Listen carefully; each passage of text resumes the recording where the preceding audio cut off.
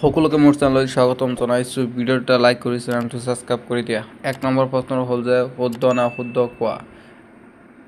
1 প্ৰশ্ন হৈছে যে কঠিন পদাৰ্থত পৰিচলন প্ৰক্ৰিয়াৰ জৰিয়তে তাপ সঞ্চালন হয়। ইয়াৰ উত্তৰটো হ'ব শুদ্ধ।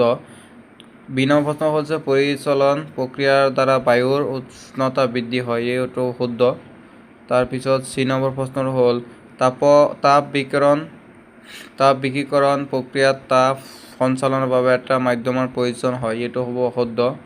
তাৰপিছত 2 নম্বৰ প্ৰশ্নটো হ'ব শিলতকৈ বোকা মাটিৰ মাজেৰে সোনকালে পানী নিগৰি ওলাই যায়। এই সূত্ৰ হ'ব অশুদ্ধ।